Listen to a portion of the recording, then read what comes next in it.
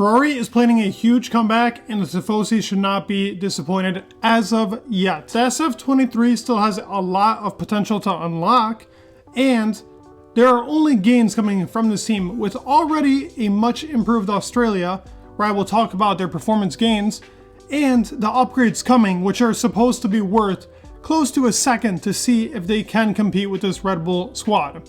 While their simulations have been wrong before, maybe now we can get a more accurate statement with both Carlos and Charles saying that the car is performing like how it's supposed to in the wind tunnel. They said that before in preseason and that the car was supposed to gain a second at least on the F175.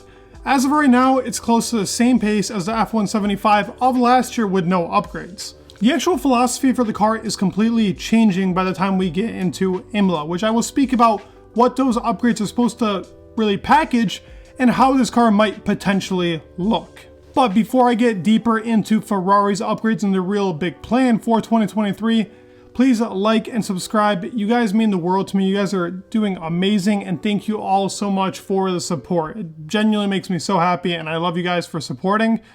Please hit that subscribe button if you're not subscribed, and hit that like button whether you're subbed or not. Thank you all. Let's get into the Ferrari video. Okay, so talking about these big upgrades coming to this Ferrari team. While there isn't much news on exactly how this upgrade is supposed to look, we do know where it's supposed to be set, and I think I have a good idea of what they're going to try and go for. So we've been hearing reports around really the paddock in general and from some reliable sources that the Ferrari is taking a new path but still working off of what they have with this car right now. So trying to potentially gain off of what they have right now and use the strengths of this car and really just improve it to get to the level where there really are no weaknesses like Red Bull.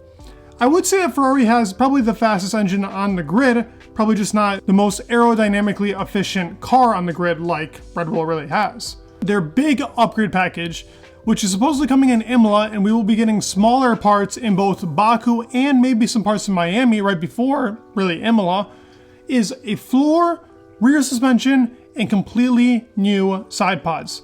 So they're throwing out the real bathtub design and probably going for a way bigger undercut.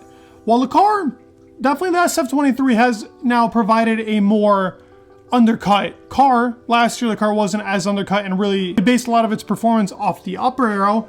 Now the lower aero will get a lot more improved, and Ferrari's floor was really causing them a lot of problems, as we saw the TD39 directive really kill that floor gain that they really had in the beginning of the year. There is actually a picture of the actual F175's floor, so I guess we can compare and see what they're going to do differently. Right now, we do know that the Red Bull floor is nothing insane. There isn't really anything insane to it that makes this floor so substantially different to any other team on the grid.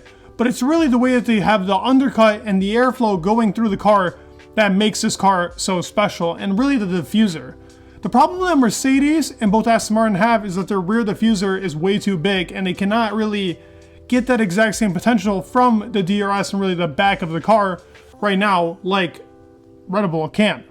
Now we don't really know the Ferrari's diffuser package and what it really could look like under there, but clearly they're not gaining what they really can be, and the DRS efficiency is still pretty low. Improvising the floor and the rear suspension will obviously go hand in hand with what Red Bull have been able to do with this triple DRS. So they're going to try and match the rear diffuser with the beam wing and the rear wing to really work in unison, which a lot of teams have not been able to accomplish on the grid. Haas is actually one of the teams that has been able to accomplish that, so maybe they take a page out of their handbook and look at what they've done to their rear wing and their rear suspension setup, hint hint, and I think that's what we're going to kind of try and get with this rear suspension setup.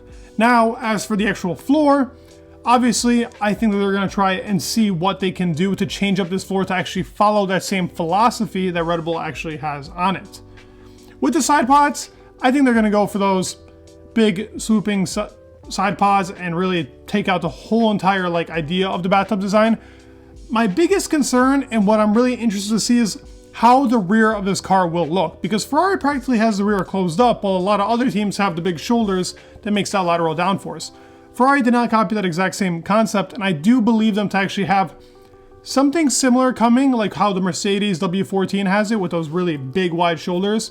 I do believe that to be coming to the SF23 to really just exaggerate that performance just that much more. And the S-duct will probably be taken out because it clearly isn't doing for them what they thought it would. And their reliability is still pretty terrible. With having their strongest performance in Australia, I would argue that Carlos Sainz and Charles probably would have had an extremely strong weekend if both of them finished without any penalties and Charles didn't really go into the gravel on the first lap.